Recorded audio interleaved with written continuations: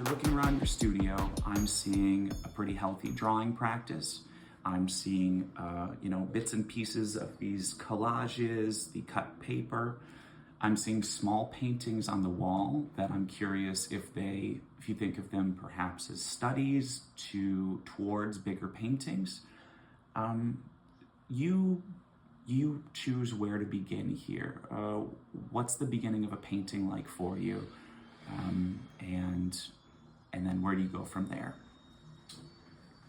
So I would say that they always start with an idea or a memory of interaction with a male figure. Okay. They'll usually come from references from drawings or memory, or they're invented now for the most part.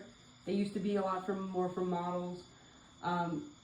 They start with a pretty clear idea, but the thing is, the idea is only clear to get me enough dopamine to start a painting. Oh, okay. The dopamine fix, huh? Sometimes it can be in short supply. I understand. Well, it's just like that task of making a painting is so huge and so difficult and so humbling, and it's just, there's so much involved with starting on a blank canvas, which is such a perfect thing at its beginning, and then you make these quick things, and then you say, oh, I have this idea that it's going to be this, and then, but with the full intention of knowing that you will not, first of all, it won't be that thing, and second, that it has to not be that thing, because the painting is going to ask questions that you have to answer, and you can't really control what the painting wants. Right. And I don't want to control. And I want, because it's very strange, when things start to work. And you don't control things that you want to trust. Yeah, hey, that's a good point, is if you're trusting your hand, or more likely the painting, then control is a hindrance, right? Then you're just like, and it gets sticky. It's arrogant. Oh, arrogant. That's a good word for it. It's a bit arrogant, and it's a bit, it feels like cheating, which painting for me is a big game, and I like very challenging games. Me too. If the game's easy, I don't want to play it. Yeah. Once it starts to get easy, I get frustrated, and I'm like, okay, well now the painting has to completely get destroyed because I'm getting too comfortable, too safe. I feel like I know why it's working, and I'm controlling all of these aspects as to why it's working, and I'm making a painting look like a painting. And it's like, absolutely not. This is not what this is about at all. And it's like start playing into like some sort of ego thing, and that's not what the painting is about either. That's not what painting is about. So the painting starts a certain way. It does surprisingly get very rendered. They're obviously much more simplistic at their end, and things are broken down, but I think because so it gets rendered more in the middle, and then you destroy it. Really? Well, I think what's happening is that because the work is invented or from something that I'm not looking at anymore, I have to develop a system of truths. And I have to put as much information in there as possible so that I can kind of get a sense of what the world is in that painting is doing. And then I say, okay, well, now what's unnecessary here? It's kind of like, I think it comes from having like probably some sculptor envy too, where like you've got like, you build and build and build, and then you start shaving down, and then you build back up, and then I'm just like, okay, well, what's essential here now though? Like, how do I get back down to what's essential information? Because I don't need to explain all of this. I do for myself in the middle, and then I'll take a step back and I'll draw what the big thing happening in the painting is. What's the big moves that are happening, and then kind of pare the whole thing down again. So it is quite funny when people come into the studio when something's in the middle. That's so interesting. It's so embarrassing. I hate it so much because they're so awkward.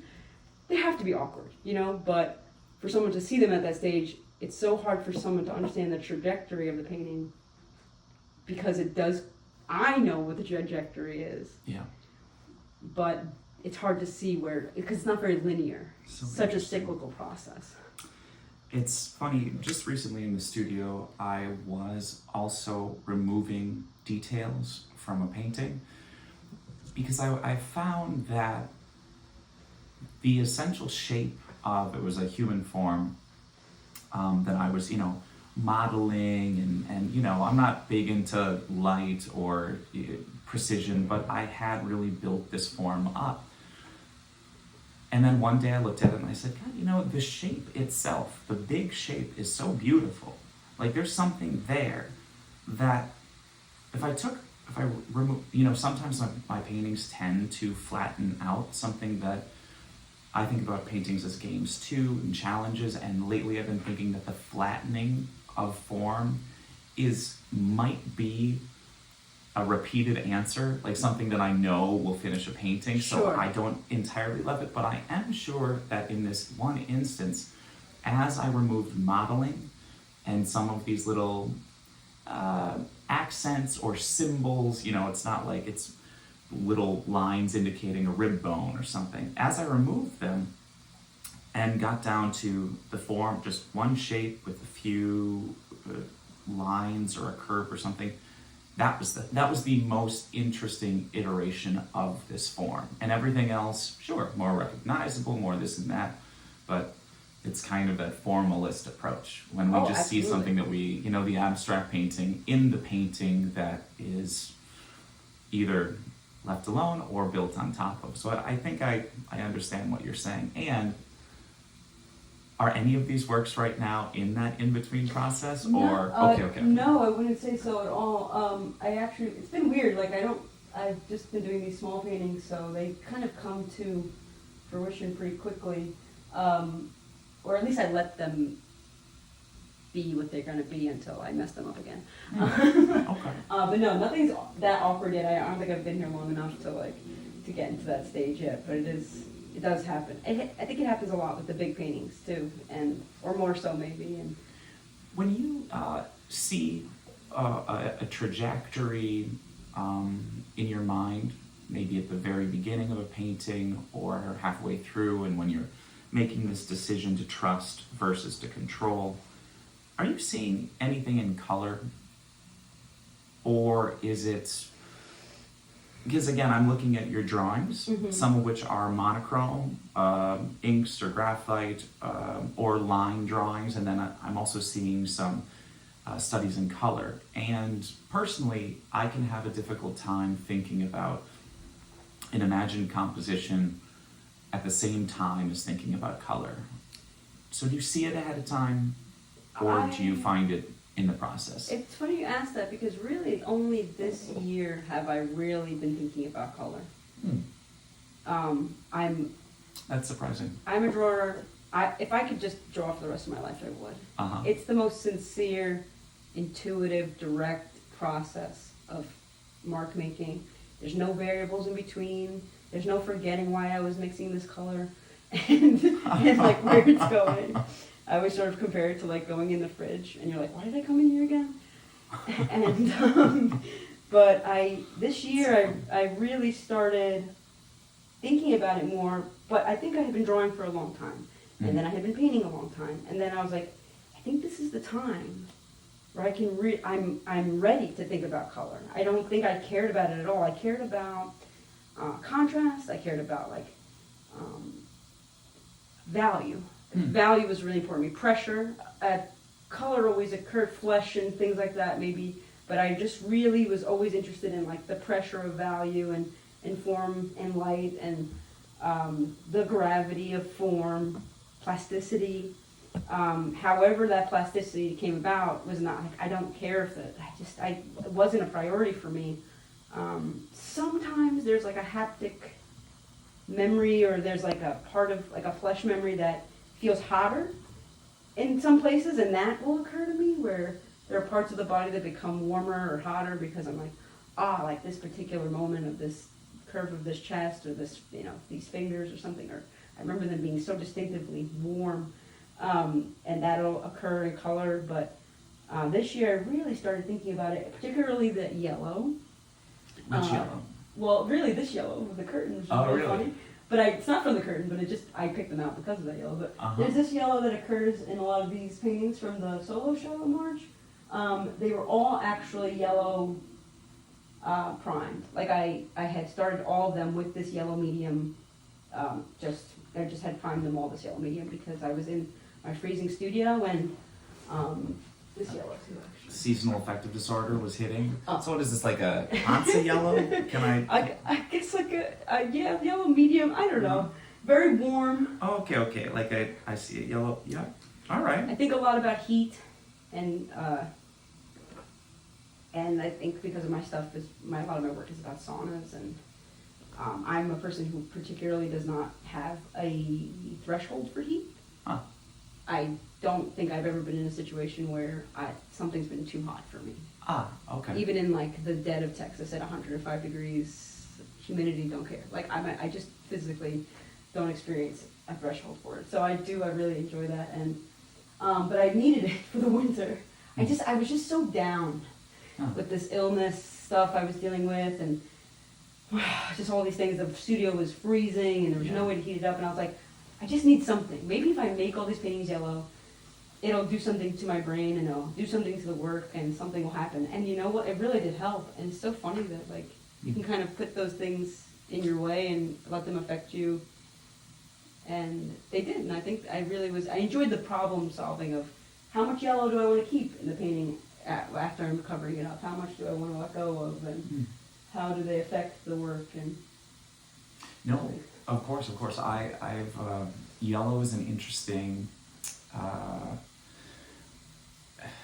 To have a yellow substrate, a yellow canvas from the beginning, I've tried that technique before because it presents such a challenge to, and not in a way that a white canvas does not. White is also very challenging too. So the yellow, but it's not, we're looking at a wall full of these smaller scale works. They weren't all started on yellow, or were these all yellow rectangles when you began? All of the first 8 on top, yes. And then this particular one, this little rare female. The rest were done here, which is funny because one, I didn't have yellow medium when I first moved back to Brooklyn, and also I think it just got really, I don't know, I think things just got really dark for a little while, and I was kind of enjoying figuring that out. But that one, and then those top 8. I see. So alright, so let's take it back then. How long do each of the small pieces normally take you?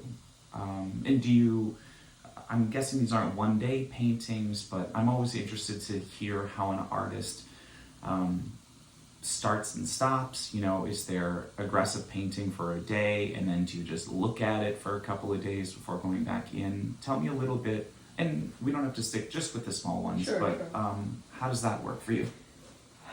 So, some things occur in 20 minutes, and it's the most bizarre experience, and then some things take forever, or like a year, or like you put it away for a while and you kind of put it in timeout and you just say, okay, I think this is at a place where I should stop and before I kill it, which I have a tendency to do, but it's okay because sometimes you have to push past the boundary of knowing where you want the painting to go in order to know what steps you want to take back to get back to the place where it was, and you won't know that until you pass it. That's a great way of saying that. And so that occurs, and I'm totally happy with that because the process is so cyclical. It will make its way back around, and if it doesn't, it wasn't supposed to. But sometimes things occur quickly, and it's just a matter of like showing up to the studio because I could be there sometimes for 4 or 5 hours and nothing occurs. But it's a sort of, if you're not there, nothing would occur anyway. Yeah. And sometimes you go and something happens in 20 minutes and then you say, oh, this happened really fast and I have to be okay with that because you'll have the tendency to say, well, I should be working more on this and there's no way this would occur this quickly. Maybe it's not good enough, kind of like the sour grape situation. But how can I trust something that happened this quickly? And then you say, no, it happened this quickly because it happened to be the time it needed to happen. And also, I showed up, it happened, and now I can just leave it and then do something else. You know, I can just try and do something else. And sometimes that painting turns out the next day to be awful. And sometimes it's like, oh no, that was exactly what that needed at that time. And, I'm not in control of that, and so that's okay. That's totally fine. No, I get it. Well, sometimes I will say that like even complete figures will be there and then they disappear, or the subject changes completely, or I have to turn a painting upside down and start work fixing it, and things don't ever. I don't know. Sometimes they're just not the same painting at all. What causes a painting to die for you? I mean, and do they? I think you just hinted that they occasionally do need to be let go, but you seem like a painter who can just keep on building with paint. I mean, these aren't super smooth, they can look kind of caked on. So when does a painting go too far for you to bring back? I would say a painting dies when it becomes too stagnant. Stagnation is the ultimate killer of painting. It no longer holds this buzzing frequency. It's not balancing these things. It has no life because it's so stagnant. It's too maybe plugged in, locked in, where nothing is moving anymore, and there's no buzzing. I guess that's the way I would describe it. It's hard to explain, but like I can feel that frequency happening from the painting when it is actually alive. And usually for me, the thing that's happening is that there is a contradiction happening somewhere in the painting. Not very obvious. It doesn't have to be this juxtaposition between these two things. But it can be this very even subtle thing happening where like this soft edge is meeting this hard edge, and that vibration between those two things is keeping that shape alive. And because that shape's still alive, you can kind of move around the painting still, and it's a little system. Each painting is this little object system, like a terrarium of sorts, where you're putting in new species, which are occurring as lines or color or whatever it is, and some of them don't work in that ecosystem. And sometimes you have to remove them because they're fighting too much, and sometimes you have to create little fights because those fights actually cultivate the area. You know, it cultivates life in a way that's like, it needs to be stirred up. And that stirring up is life, and that stirring up keeps you fighting yourself as the person looking at the painting and saying like, why is this working? Why is this true? I think a lot of times with my work, there are figures who have things that are going on that are quote unquote not true about a figure, but I'm always trying, for me they're true. And I want someone to believe that they're also true, and when they do feel like they're working, it feels like the painting's working, where it's like, oh, I can convince you that this limb could be missing, and it's still okay. That's fantastic. Yeah, that's, I'm not going to follow up with that. I think you hit it on the head, and it's something that I've really been thinking about lately in my own painting is, when you have these rules in your head that are hardwired there, and then you realize that the painting is asking you to forget the rule. Like this, like, what's the worst that can happen? Yeah. And this, like, inner, but yeah, what you said is terrific.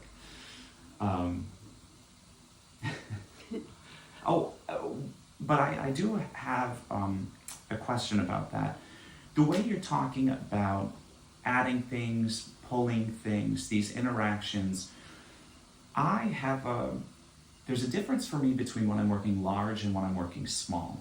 Sure. I create the paintings with the same philosophy or formula or equation to make it sound lame, but I know that with a small painting, the game is, it needs to be the boundaries are so tight. So often I think with a small painting, I basically have one moment of contention, or one moment, like a pressure point, or something that locks the image together, versus a larger painting. Especially, I used to make like 12-foot long paintings, which are still my jam very much. I just, gotta... Logistics. Right. But in those, that was the most immersive game you could hope for. You're playing games over here and over here, you're locking things in, then you move back from the painting and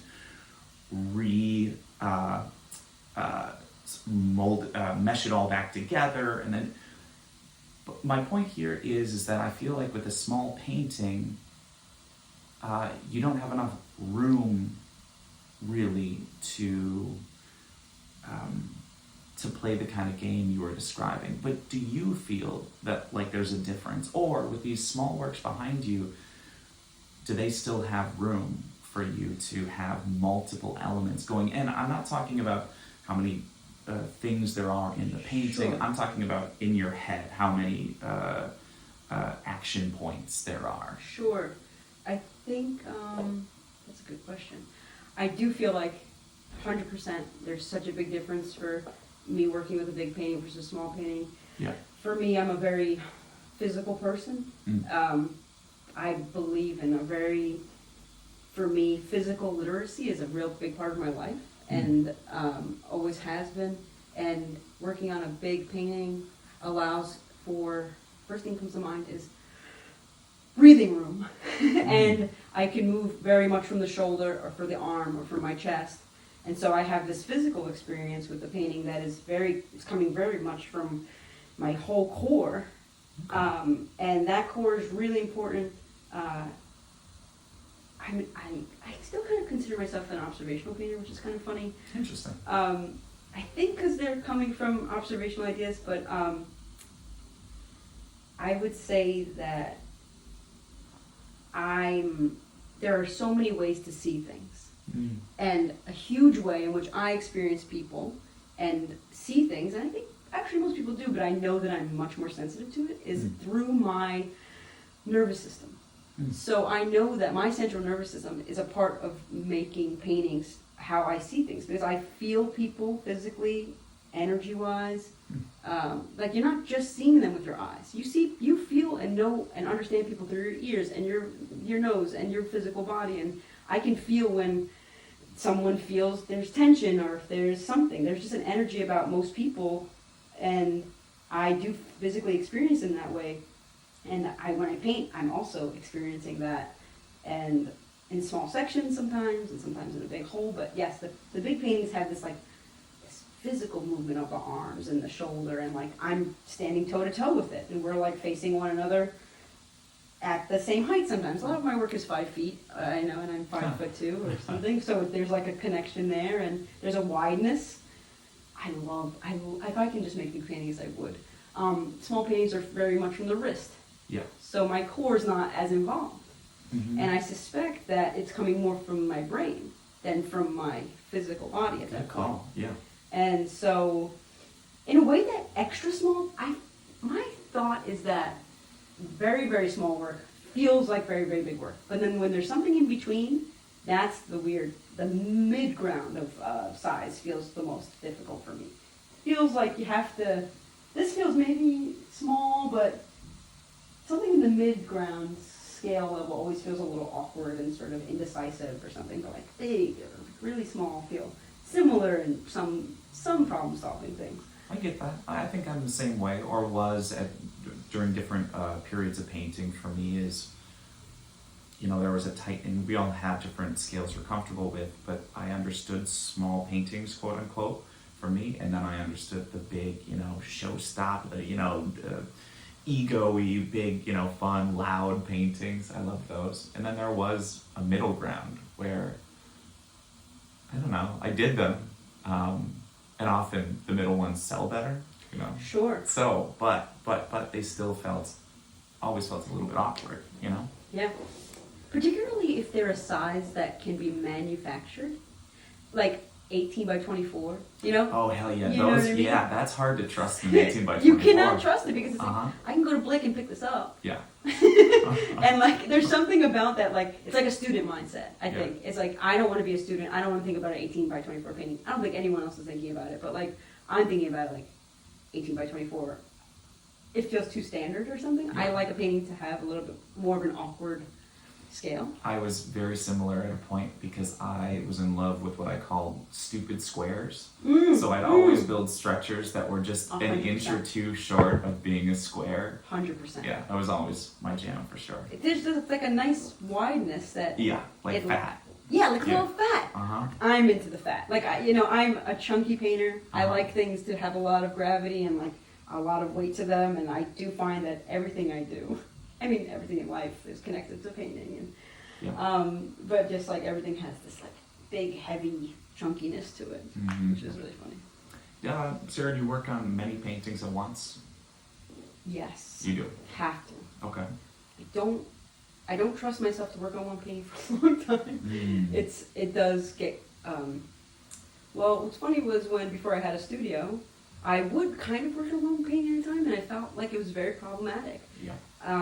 Also, when you can have multiple paintings up in the studio at once, they're all having a conversation. They are. And then you say, I solved this here. Would that solution work here? And then you kind of apply it. Sometimes it works, sometimes it doesn't. But you also, like, I feel like I need a visual. They're instructing one another, the paintings. And they're instructing you. And sometimes when you put away a painting, it's amazing how fast you forget how you solve something. And regardless, it's kind of funny because every time you start a new painting, it's, no matter how good the last painting went, you go into the new one so cocky, and you're like, yeah, I figured that last one out. And you're like, wait, I'm dealing with the same problems all over again, and I actually don't know how to do this. And I'm glad that that's the case, Yeah. but it always happens, as if I've had dementia, and I forgot that this is always the case. I know that feeling. It's incredible. Yeah, yeah. In that sense, it's like you have to, each new painting feels like you're inventing something new, which sounds romantic or whatever, but there are absolutely days when I'm banging my head against the wall thinking, you've done this before. Why do you feel like this is, you have to keep remaking something, Yeah. Can't you just remember? But thank God that's the case. Yeah, That's what I exactly. always say. Like, I if agree. you're creating yourself a formula or a recipe for painting, like, just give up. Yeah. Just leave. Stop painting then. Because, like, I guess you figured it out. Good for you. Like, Yeah. And it's not about that. It's really about failing on higher and higher levels. And I always compare it to strength training and bodybuilding, which is ironic because all I do is build bodies in painting. And it's just like, when you want to progress to the next level, you have to get to an uncomfortable spot, and then you have to fail, and then only that failure brings you to new growth, and like, you just want to keep failing, but just higher and higher and higher and higher. And it's just exciting. It's so frustrating, Yeah. but I would not want to be able to figure it out. It would be ridiculous to think that I could figure these things out. I don't want to figure them out. Tell me what we're going to come back to this practice and how you build paintings, but tell me what a day in the studio looks like for you. What are your hours of operation? What's your level of procrastination? Do you do other things other than paint on a painting day? And not so interested in admin activities and, the more career-minded side, although I'm happy to talk to you about those too. But what's a normal day like in here for you? I, at the current time, am very, very, very lucky. And I don't know how long it'll last, but generally speaking, I'm up at 4:30. I walk my dog. I go to the gym. I spend about 2 hours there. I sauna, come back, and I paint until the sun goes down. That's generally my practice. Whether or not things get really good in the studio is always a gamble. And there are days where I have to just not work in the studio and not do other things, but I think that's necessary to have some space sometimes and rest days. Is that what they feel like, or do they feel like blockages, or like the energy is there, or are we just talking about the normal responsibilities of being an adult? No, I think that sometimes there's a time for making a lot of paintings, there's a time for plateaus, there's a time for failures, there's a time for doing absolutely nothing. I think everything is cyclical in that way, and I don't want to accept it when it's not working, and then I'm in the studio and nothing's happening, and it's really frustrating. And there are adult things that occur, of course, like I have to find like a job that actually pays all of my rent, and I have to do all these things, and it's like, I don't want to mentally have to think about this stuff, and but I obviously do, like most of us do, but there are definitely blockages. Now, right now I'm in a weird spot because I had just finished my solo show in the summer, and then I kind of was just like, I was doing residencies and traveling and then moving back to Brooklyn, and I was just like, I don't know what I'm doing right now. But I describe it as like, I don't want to think anymore about it. I'm just like, I'm just gonna make stuff that makes me feel like I would say, I'm very cautious of getting into analysis paralysis. Yeah, listen, I know. And I'm just like, if I don't think, I'm actually better off. I have enough of an education, I have enough of like, I've been painting for a long time, and I can just make things for a while. Like sometimes you just have to go through the act of making, and sometimes it's terrible. It's really terrible. I'm not, you gotta get these ugly paintings out. They're gonna come out anyway. Just let's get through them. You know, like if you stall and don't make work, you're just prolonging the ugly process. You're not, sometimes it's like, you gotta get it out, you gotta warm up, you gotta make the bad work, and just, just make it. No one's gonna see it, no one has to see it. God knows I won't show it, and I think people feel compelled to like prove that they're painting or something, and prove that they're working. Meanwhile, it's like, I'm painting for me. So, there's definitely really bad blockages that happen. I kind of just try to draw through them. Okay. I just make very quick drawings in my sketchbook. I'll go to like a coffee shop or something, and I'll just make a bunch of drawings. Just draw. It's like low stakes. See what happens, what my brain allows itself to do when it doesn't have to worry about it, and then sort of try and pull from that. But again, I'm not trying to control when I'm productive, because I feel like there's a lot of pressure to be productive, particularly in a career manner. Yeah. Particularly moving back to New York and trying to be a painter and prove to people that, like, I just didn't drop off, But you also have to say, how am I going to get anything done if I'm worried about what other people are worried about what I'm doing? Like, no,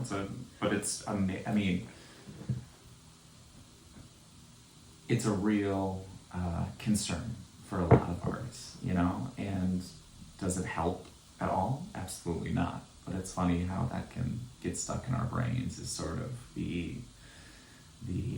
what we're projecting outward as we make the work.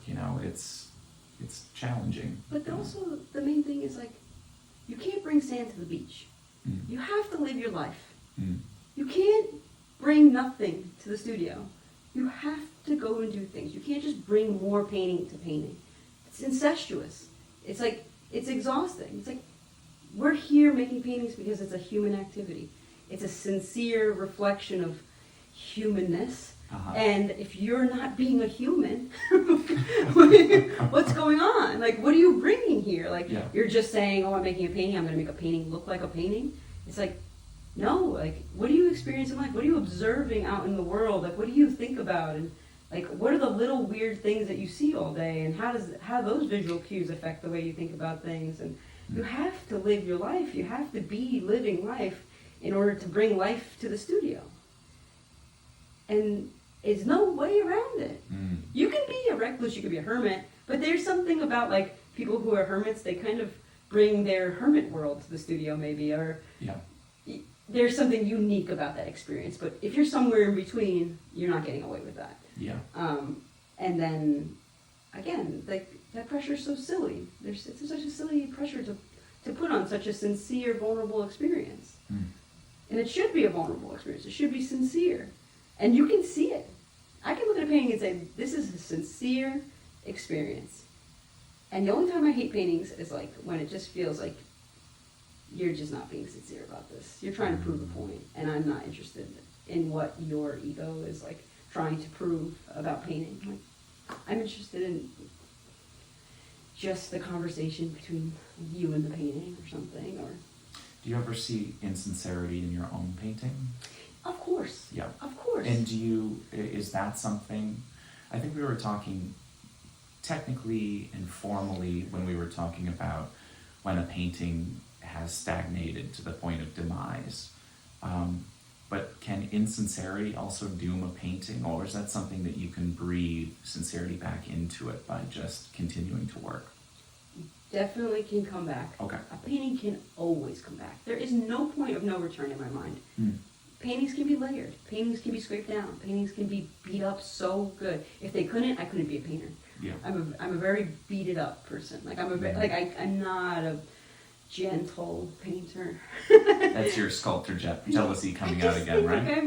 Like I come from a very masculine background, and I grew up with 4 or 5 brothers, and I fought a lot, and I played sports, and I just was always in the mud and doing all these things. And I think, like, I'm just a very physical person. I experience the world in a very physical way, and it's very grounding. So I know that, like, I need to be able to beat up a painting or a drawing in order for it to for it to be a good experience, or for it to be some sort of sincere experience for me. Right. Right. But sincerity definitely occurs because I'm a human being, and I do get very self-conscious. And I am aware of the fact that, like, I don't think I'm a great painter. And I don't think that I know enough. I don't think that and I think that sometimes I do try to trick myself into thinking, oh, I can solve this way, and everyone will be fooled. You know, everyone will be like, wow, if I make it familiar enough, then I can convince people that I know what I'm doing, and I don't have to worry about proving myself because I'm a woman, or because I dress in a particular way, or I may appear to be a certain way, and I can just prove that I know how this stuff works. And it does occur, and then it's gross. It's really gross because it really is stark. And you look back at it and you step back and you're like, what are you doing? Well, this is not what this is about. And it's cheating. And I just think, I have a funny story about this, and I don't know if it's that relevant, but it just occurs to me. When I was a child, I would draw all the time. And I wind up tracing a Donald Duck drawing. I had a book, and I put the paper on top, and I traced the Donald Duck face onto a piece of paper, and I showed my mother's boyfriend at the time, and he was like, oh my God, this is great. And I remember feeling very strange. And then he runs over to my mother to show her this drawing that I made, to show her how impressive it was. And I ran, and I snatched the drawing from him, and I ripped it up, and I said, I didn't make this drawing. I didn't make it. And because it just upset me so much to, like, receive this praise for something that I didn't actually earn, and I had not actually done. And, like, there's, like, an honor system, and there's, like, if I'm going to make a good drawing and be praised for it, it better be my drawing. Yeah. You know? So it was like, I always thought that was sort of funny, like, that sort of instinct to get, I freaked out. Because at first when I made it, I was like, oh, this is great. And when he said it out loud, I really got upset. And I just ran. I just was like, as if furiously ripping up in front of my mother, and she was so confused.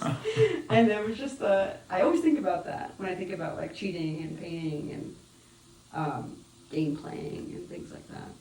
That's a great story. So I think I'd like to go back to the making of the painting and focus in on something you said earlier about how you are now more recently considering and thinking deeper into color. Mm-hmm. And I know you already gave us a really good example of one thing that you've done, which is to start with the yellow background and how that changes, letting it follow you into the end of the painting versus covering it up. But tell me how you're thinking about color this year. And I'll push a little bit and say, well, you are using, these are nudes, so we are talking about warmer colors, pinks and oranges and yellows and reds, and we're also talking about pretty traditional, in some cases, background colors, greens and blues and nature and so on. Sure. But even in those, within those limitations, I'll call them, without being pejorative, what are you thinking about that interests you in color? What are some dynamics, maybe how certain pigments look next to other pigments, or maybe we could even talk about brushwork, how it feels when a painting goes from sort of high chroma to muddy and kind of messy. Because I mentioned a little bit about how I feel about color and how that's changed, especially on other episodes. But with you, knowing that you come from a place of composition and of drawing, I want to know how you're thinking about color this year. Okay, so I would say that for the majority, it's still, I really enjoy playing in the mud when it comes to chroma. Mm-hmm. And mud is such a real human earthly color. When mud occurs from mixing lots of paint, or when you're just working into things get really muddy, but then everything becomes really muddy. And I think my work like a year or two ago, everything felt really muddy. But I also think of color as currency. So in order for the currency of the mud to be more valuable, you have to create a context of higher chroma or higher saturation, and then it creates a different currency value for the mud that occurs. Because if everything's mud, then it sort of devalues it. Mm. But when you start to create like a harmony or like a sort of connection as they butt up against one another, Mm-hmm. it really gives the mud this like very different, which of course that's the case, right? It's an Albers idea. Obviously he's not muddy, but there's Mm-hmm. relationships between interactions Yeah. of color, and so it does change the value system of the higher colors, but also so I guess there's a lot going on. That's one element. Mm-hmm. You don't want everything to be the same. You have to create a hierarchy. Yeah. I would also say, because my last work surrounded itself around an upbringing in Coney Island Mm-hmm. and in Berlin, that those colors were indicative of like a sensation of those experiences too. I mean, Coney Island is primary colors, right? Mm. Very intensely primary colors, but also steeped in tragedy, steeped in poverty. We were very poor growing up there.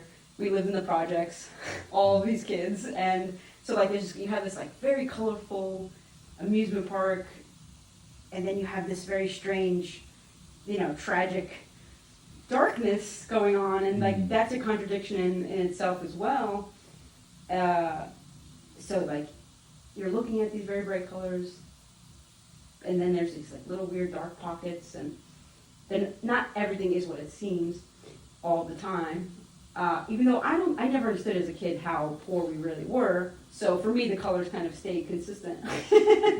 But as we got older, obviously, you kind of realize, like, oh wow, that was crazy. But also Berlin, like I just had this. I wasn't having haptic memory there, like I wasn't like having physical memory there, but I remember just being like the sky being so blue and like the grass being so green and just feeling like this like sensation about these things going on and just noticing them and color following, which was kind of funny. Like, you know, you pick a color and you kind of let the day dictate like where you go based on these colors. And is that a thing? yeah, apparently it's a thing. Yeah, Color like you're like, okay, I'm just gonna pick this yellow, and then like I mean, everything about painting is about these motifs and repetition. Repetition is everything for everything. But so like you're following it, and then you just say like, oh, like if I say I want to notice yellow, how often will I notice it because I've chosen to notice it? And that goes for everything. You know, if you decide you are mad about something one day and you're feeling negative, all of a sudden everything feels negative and you've chosen that. And that works the same way. But yeah, I would say that there's that element to it. And then there's just the element of, I can't do this, and I'm going to teach myself how to do it. I was very angry that I mean, I'm always looking to step things up, and I'm always looking to improve, and I was like, this is such a weak spot in my work that I'm not tackling color.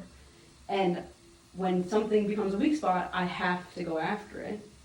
And I have to challenge myself to go after it, because it's just simply for the fact that, like, I know that I'm not doing it, and I refuse to not engage in things like that.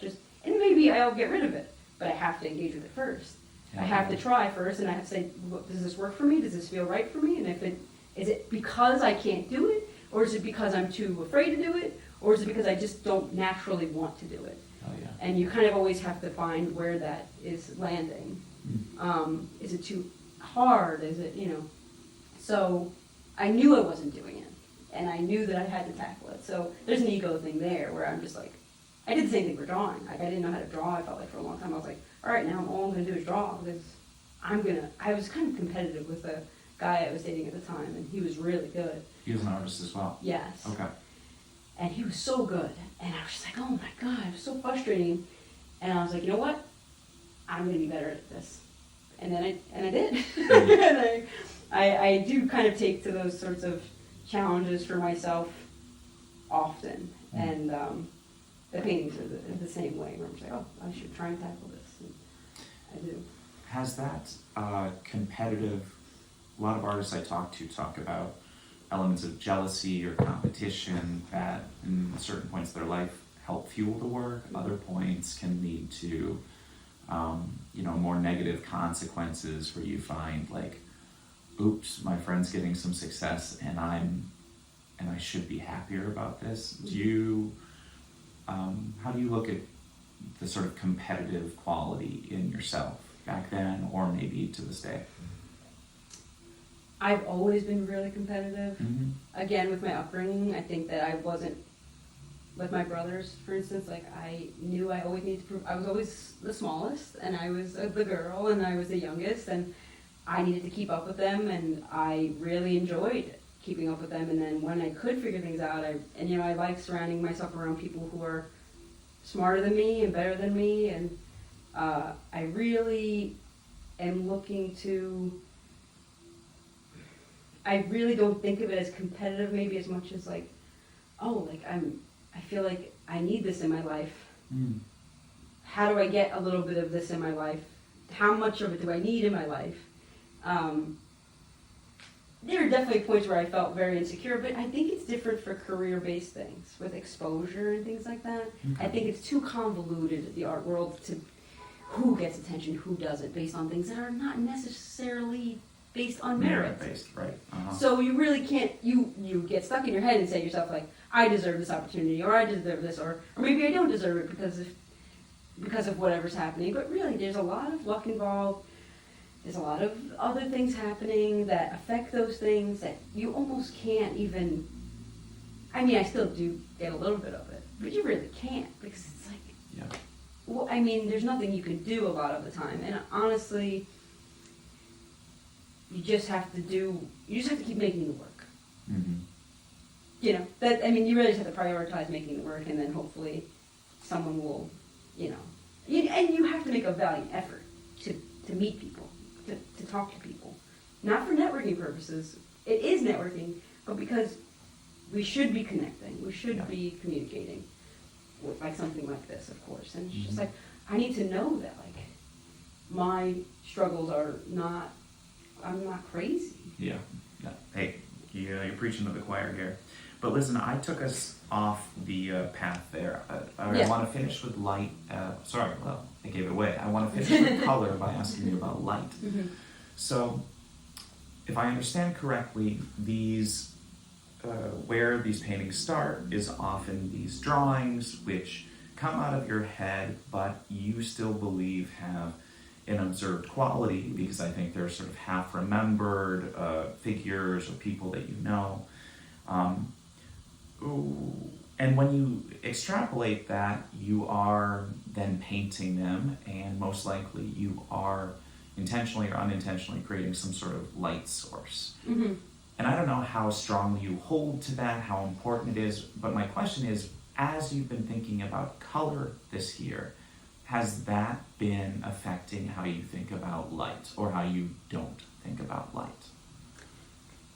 Yes, I think inevitably it would affect that severely, because you do kind of create a little system in your head for light. Mm-hmm. And it doesn't occur right away, but when form starts to take place, and I find that I really formally want a highlight of a chest muscle to appear, and it's like, oh, I really want this highlight to be here. Now everything has to follow that suit. For sure. You're creating a system, right? And you're saying, based on this thing that I really want, how do I make everything work for that thing now? That may not always stay, and sometimes the light disappears, but that thing stays.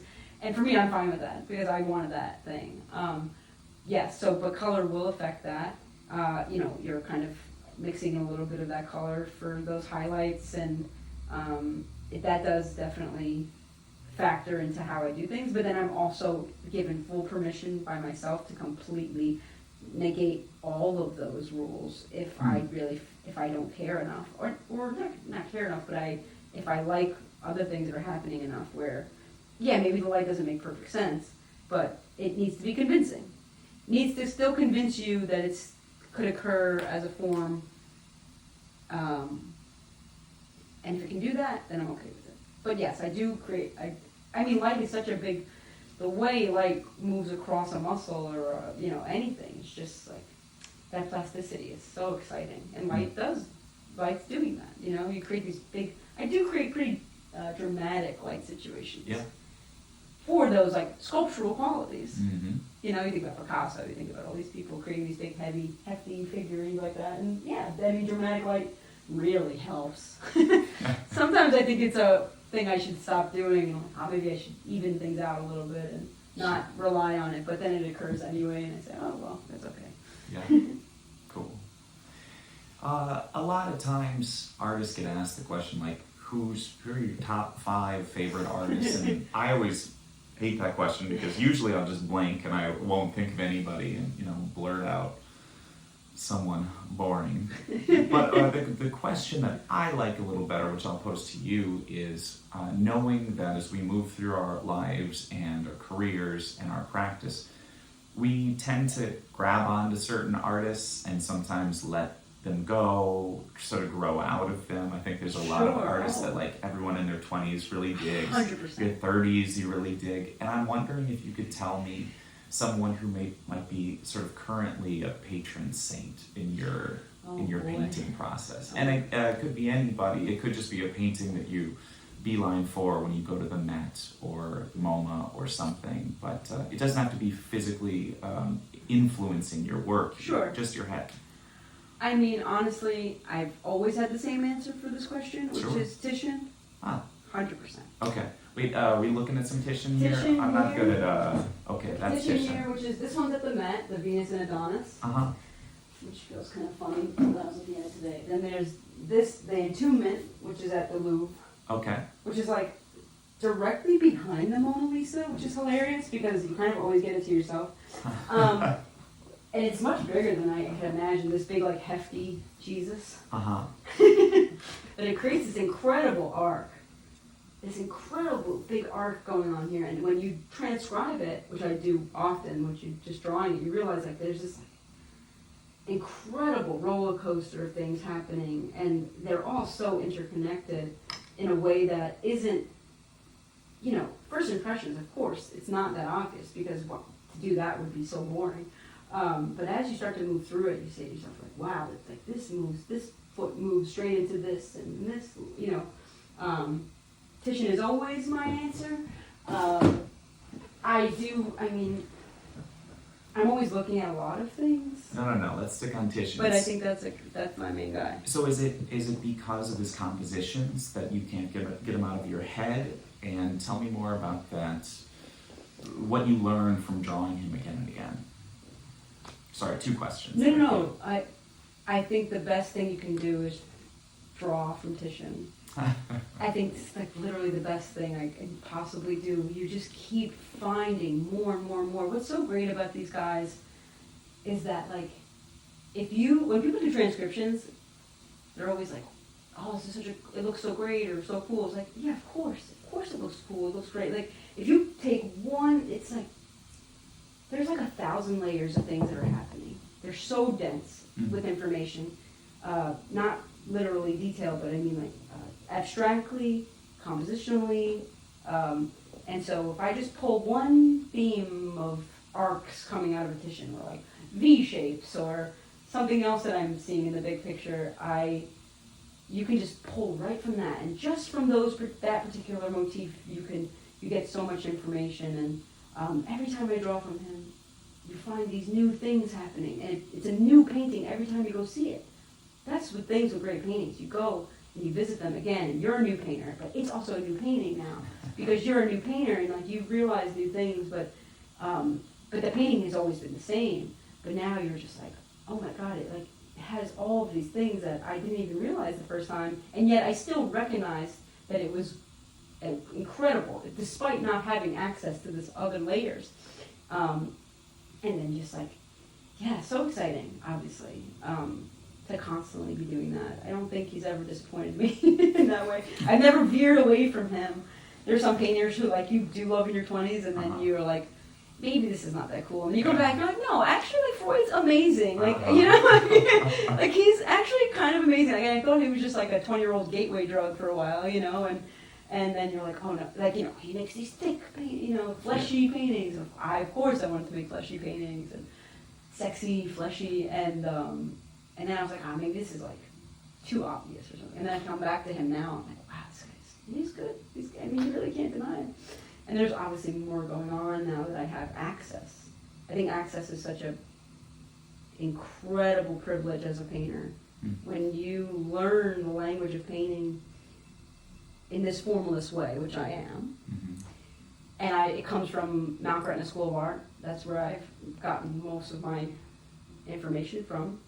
Despite and some painters that I love and know, and you learn the language of painting, and all of a sudden you go into museums and they turn on.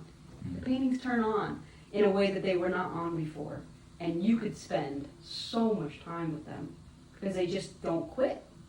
They just don't quit, and if you don't have access to that language, they do quit. They quit on the label that you read for 25 minutes, which is exhausting to watch people do. Yeah. Sit in front of a 12-foot painting and you're reading 3 lines about what part of history this is from. I don't care. Yeah. I don't care where it's from. I don't care how he made his money. I don't care anything about it. I want to just be with that painting. And that painting is we've been doing this for thousands of years. We're doing the same stuff. And that's actually what's exciting. I'm not interested in innovation. I'm interested in the connection between why we're still doing this way, and how are we still coming to these conclusions, and why is it still so good? It never gets old. And good painting never gets old. It's always teaching you. How long ago were these paintings made? How long ago? You know what I mean? And I don't know any, and I'm not a very religious person. obviously these are religious paintings. I don't even know half the stories. Mm-hmm. I kind of don't, I don't care. But it's nice to know what they are sometimes because it helps lend the content and form. Mm-hmm. When content and form can marry each other, that's really important to me. But yeah, I think he's fabulous. Beautifully said. Sarah, we're going to wrap it up in a moment, but I'd like to ask you to share maybe just one bit of advice from your practice, from your experience, from the residencies, from your, own personal challenges, anything you want to share that might help a younger painter or a newer painter to come to. I mean, I guess like the thing that concerns me about young painters is that I find that we're living in a very dangerous world of praise and likes. There's something I love social media. I'm all about it. But I've